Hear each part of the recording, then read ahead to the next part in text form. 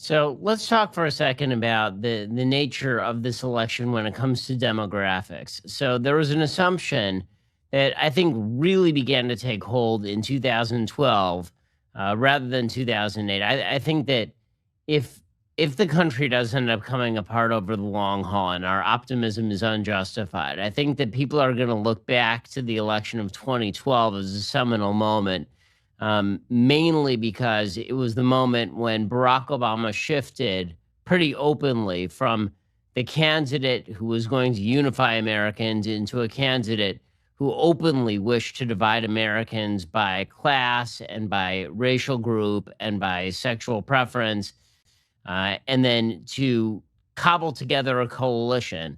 And it was going to be this coalition of the ascendant over the rest of over the rest of America. And Democrats seem to wed themselves to this argument, this sort of demographics as destiny argument, that as America became plurality minority, that America would turn more blue in the process. What Trump did, and it's fairly incredible considering that the lead attack on Trump was that he was a vicious, horrible white supremacist and racist, is he won a historic number of Latino votes. He won a historic number of black votes. He seems to be realigning a lot of the demographics in the United States. Is particularly true in Florida. It was certainly true in Texas, the most Hispanic district in America. 96% Hispanic district in Texas went 52-47 for Biden, which is astonishingly high performance for a Republican in a district like that. 55% of Cuban Americans voted for Trump in this last election cycle in Florida by the exit polls. He outperformed, and you can see Democrats starting to panic over all of this. What do you? Why is it that you think that Trump, maybe the most, by conventional wisdom, unlikely person to break the demographic stranglehold that Democrats were relying upon, ended up starting to make serious? I don't want to be too tripartite, but I think there were three reasons. The first is he substituted class for race, and that's a fluid concept. And he basically really worked hard at lowering minority unemployment. As one guy said to me, I was on a roof, Mexican-American guy said, I was on a roof hammering, and for the first time in my life, two people came by and yelled at me, get down on the roof, I'll pay you $2 more an hour. And I said, so what? And he said, nobody's ever bid on my labor before. I had to go bid. So he gave people dignity. They're bringing drugs, they're bringing crime, they're rapists, and some, I assume, are good people. But I speak to border guards, and they tell us what we're getting. And it only makes common sense. It only makes common sense. They're sending us not the right people. By class considerations. And it basically was very threatening. It basically said, if you were a poor Mexican-American guy or a poor white guy in Tulare or a poor black guy, I'm going to worry about you, and I'm not going to be offended, or I'm not going to be apologetic to Oprah or LeBron James, because all of these wealthy elites of any color are on that side of the class divide, and I'm with you on the other. And the second, that took a lot of authenticity. So can you imagine Donald Trump said, I'm so tired, like Hillary? He'd never do it. Or I'm going to put you all in chains. He never modulates his accent. I talked to a guy, he came during the first campaign to talk to a bunch of wealthy farmers. I saw one of them. I said, what was he like? Did he have the caterpillar hat on? The blue Levi's? No, he had the whole thing. He had the orange skin. He had this tie. He had the suit. It was 107 degrees. He had his black wingtips, and he is what he is. I said, did he change his accent? Straw in the mouth? No. Queen's accent or whatever it is, they didn't know. And so people feel that he's authentic, and that helps. So he's not a billionaire anymore, and he's authentic, and he actually seems at ease with middle-class people. As one guy told me, Trump is not averse to getting in the ring with anybody because he's actually been in a ring. He's been in a wrestling ring when his entrepreneur days and world wrestling and all that stuff. Oh, Steve Austin. What's going on over here? Donald Trump. Hey, look at this! Donald Trump! Donald Trump! Donald Trump taking down Michigan! Oh, my God! The hostile takeover of Donald Trump! So that's the second thing, that he's authentic and he substituted class. And then he hit on something that was very rare. And I think this is something that these people have no idea. He got on the idea that these very wealthy, upscale, progressive liberals, the university professor, the Hollywood entertainer, the media anchor person, people don't like them. They don't like their comportment. They don't like their accent. They don't like their condescending manner. And Trump made fun of them. Donald Trump facing new criticism for something he did on the campaign trail last night. He appeared to mock a reporter with a disability. Take a look. Written by a nice reporter. Now the poor guy, you got to see this guy. Oh, I don't know what I said. I don't remember. He's going like, I don't remember. Oh, maybe that's what I said. This is 14 years ago. They didn't do a retraction. That reporter he is talking about is Serge Kovaleski, who now works for the New York Times. As you can see right there, he suffers from a chronic condition that impairs movement of his arms. A Times spokesman says they find it outrageous that Trump would ridicule the man's appearance. And that really resonated with minorities who don't like them either. But they felt that they were indebted to them, or they had to, in a quid pro quo fashion, vote for them. But when you talk to people and they see Trump, I think Jason Whitlock said on national TV, a lot of black young men like Trump because he doesn't care, and he has a certain image.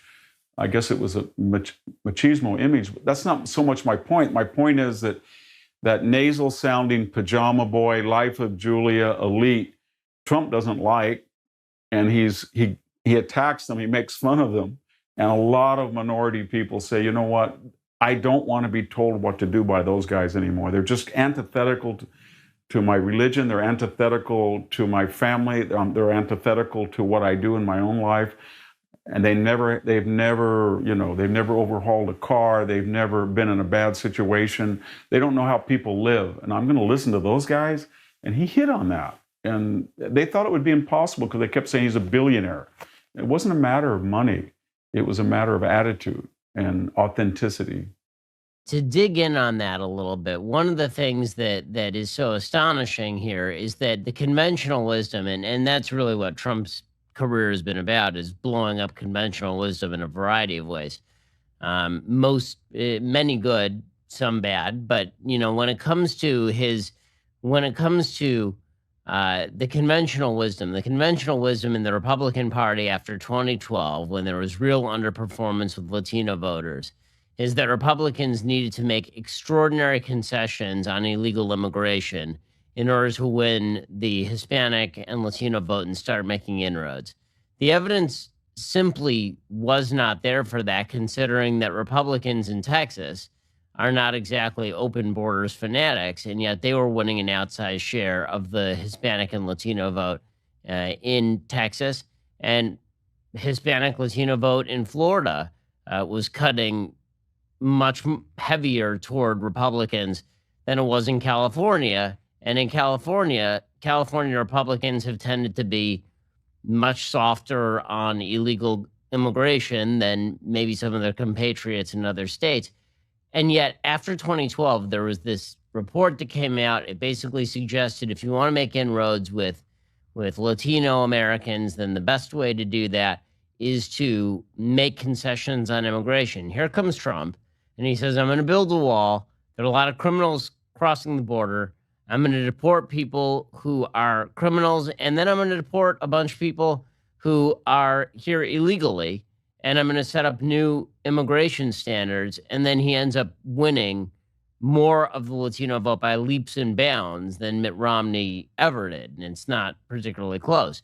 So why do you think that is? Does that just speak to a fundamental disconnect in the psyche of most human beings between policy and attitude, and his attitude just mattered more? Or is it that maybe everybody is sort of getting the conventional wisdom wrong, and it turns out a lot of Latino Americans don't particularly like illegal immigration, just like a lot of Black Americans don't like rioting and looting? I think it's the latter. I think a lot in the Republican Party were very insular. They're in an echo chamber. When they talk about Hispanics, it was Yolanda who does my hair, and I give her my extra clothes, or it was Jose who cuts my grass, and I talk to him. And they don't get out and put their kids in the same school with them, live side by side with them, talk to them every day. And when you do that, you hear a whole different world. Last week, a woman, I saw her on the street. I used to know her pretty well, Mexican American. I said, "What's going on?" She said, "Oh, I just got back from Mexico to see my dad's house. I went down to Oaxaca. There were other people in it. They just took it over. We couldn't do anything." But she goes, "That's Mexicans for you. That's Mexico." And then she said, "And then I got pulled over twice because they called me a gringa because my Spanish is pretty rusty, and they detected an American accent. And they called her basically what we call a gringo." And so she said, "I was so happy to get back here.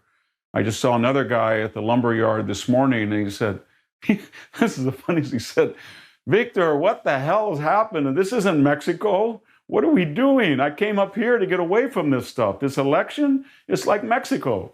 And I said, "I know it is." And so my point is that they're just, all of these minorities are just people. And they're no better or no worse than white people. They're just people.